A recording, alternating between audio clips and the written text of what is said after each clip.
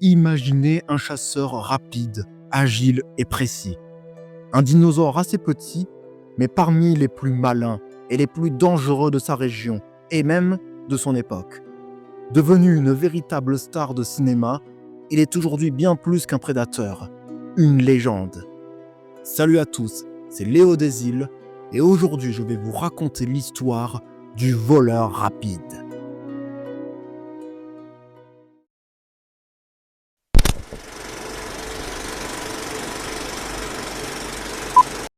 Notre histoire commence au début du XXe siècle, en 1920.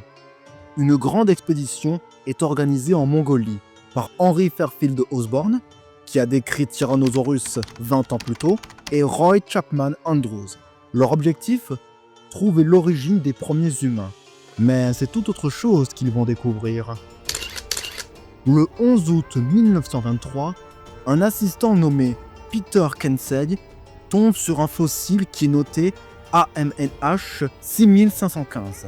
C'est triste à dire, mais on ne sait pas grand-chose du découvreur du Vélociraptor. Il était originaire du Danemark et avait immigré aux États-Unis à la fin du 19e pour être l'assistant de Barney Brown. Ce que Kensey vient de découvrir ce jour-là va marquer la paléontologie. Un petit crâne complet, compressé et une étrange griffe recourbée. En 1924, Osborn le nomme d'abord Oviraptor jadoshtari, mais finit par publier sa description avec un nouveau nom, Vélociraptor mongoliensis, ou le voleur rapide de Mongolie. Mais pendant longtemps, on en entendra très peu parler, parce qu'après la Deuxième Guerre mondiale, les territoires d'Asie centrale deviennent interdits aux chercheurs américains. Guerre froide oblige. Ce sont alors les équipes soviétiques et polonaises qui reprennent les fouilles dans le désert de Gobi. En 1971, une équipe polonaise découvre un fossile unique. Elle est dirigée par une femme exceptionnelle, Zofia Kejlan Jaworowska. Ce qu'ils trouvent ce jour-là est incroyable. 2 dinosaures figés dans un combat mortel. Il s'agit d'un Vélociraptor mort avec un Protocératops.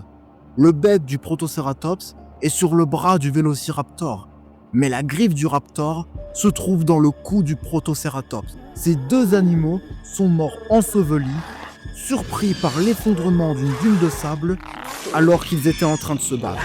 Un fossile extrêmement rare, figé dans le temps. Et 74 millions d'années plus tard, on retrouve leurs ossements préservés dans la position de leur combat. Ce fossile va bouleverser l'image qu'on avait de ce petit raptor. Mais avant de continuer sur Vélociraptor, parlons rapidement d'un autre dinosaure, Deinonychus. Ce théropode américain, découvert par John Ostrom en 1969, va relancer le débat sur les raptors. C'est lui qui va naître l'hypothèse de la chasse en groupe chez les raptors, parce qu'il possède une anatomie similaire à celle de Vélociraptor. Les recherches vont poursuivre discrètement jusqu'en 1999. Cette année-là, une nouvelle espèce est découverte par une équipe sino-belge menée par Pascal Godefroy du musée de Bruxelles. Elle est nommée Vélociraptor osmolosca en l'honneur d'une paléontologue polonaise. Dans les années 2010-2020, des études poussées confirment que Vélociraptor avait bien des plumes. Pas des ailes pour voler, non, mais un plumage qui servait à réguler la température ou à impressionner ses congénères. D'autres analyses montrent qu'il avait un museau très sensible, comme celui des oiseaux de proie. Et enfin, en 2023, un article scientifique relève que le Propatagium, une fine membrane de peau, existait chez les dinosaures à plumes comme Microraptor, et probablement chez Vélociraptor. Cette découverte renforce le lien entre les raptors et les oiseaux modernes.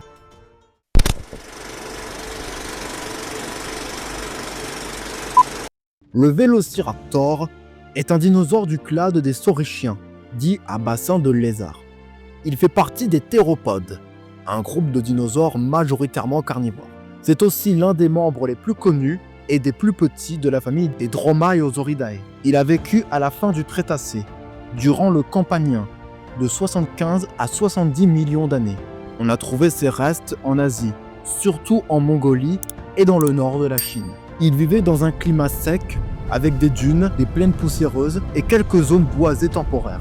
Vélociraptor partageait son monde avec d'autres dinosaures comme Protoceratops, Pinacosaure, Oviraptor et d'autres dont je parlerai en description. C'est un dinosaure de petite taille, de 1,5 à 2 mètres de long, de 50 à 75 cm de haut pour un poids de 15 à 20 kg.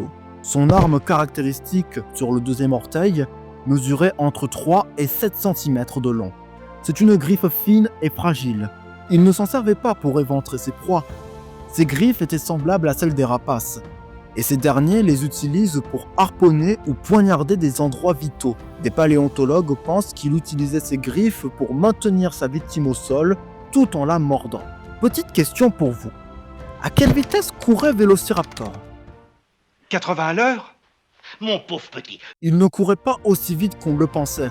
Sa vitesse réelle a été estimée entre 39 et 45 km/h. C'est 2 fois plus rapide qu'un humain, mais autant qu'un lévrier. Numéro 2. Est-ce qu'il chassait en groupe ? Suite à la popularisation d'un film dont je parlerai plus tard, on a cette image de raptors chassant en meute comme des loups. Mais en réalité, on n'a aucune preuve que Vélociraptor agissait ainsi. Son célèbre combat avec Protoceratops montre un face-à-face, pas une attaque coordonnée. Chez les rapaces modernes, certains chassent seuls, d'autres en paire ou en trio.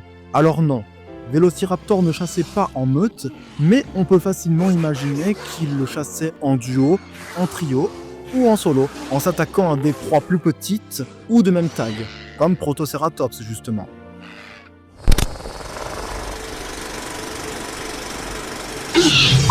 Timmy, qu'est-ce que c'est ? C'est un vélociraptor. Il est entré. S'il y a bien un film qui a déroulé le tapis rouge à Vélociraptor, c'est bien Jurassic Park. Et ce qu'on peut dire, c'est que ce ne sont pas les libertés qui les ont étouffés. Problème de main, problème d'apparence, et surtout problème de taille. Même si le raptor du film devait être un Deinonychus, ce dernier était plus petit dans la réalité. Et ils ont gardé le nom Vélociraptor qui était plus vendeur. Mais depuis la sortie du film, d'autres raptors plus grands ont été découverts, comme Achillobator et mon préféré, Utahraptor. Donc le tir est corrigé. Qu'à moitié.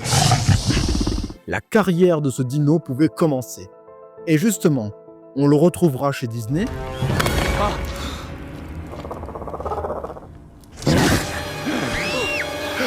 Il fait une belle apparition dans la série Dinosaur Planet, où une femelle nommée Pointe Blanche devra survivre dans un monde aussi hostile que fascinant. Ce sont des vélociraptors comme eux qui ont décimé sa mère. Dans Dinosaur Révolution, ces apparitions sont brèves, mais angoissantes. Et personnellement, c'est l'une des plus belles représentations cinématographiques que j'ai pu voir. Puis vint Préhistoric Planet. Et là, c'est le tournant. Le Vélociraptor est montré de façon réaliste et respectueuse. On découvre enfin son vrai visage. Un dinosaure à plumes, vif, malin, social. Loin du monstre de cinéma. Et pourtant, c'est bien cette image de prédateur intelligent, vue dans Jurassic Park, qui marquera les esprits pour toujours. Vélociraptor est petit, c'est vrai, mais à l'écran, il est immense. Des déserts brûlants jusqu'au studio de cinéma, le Vélociraptor a laissé son empreinte. Ce n'est pas le plus grand, ni le plus fort, mais sans doute l'un des plus redoutés. Il incarne la vitesse, la ruse et la précision. Dans la mémoire collective, il bondit toujours là où on ne s'y attend pas. Et aujourd'hui encore, il tient sa place comme le 3e dinosaure le plus connu du grand public, mais le prédateur préféré de toute une génération.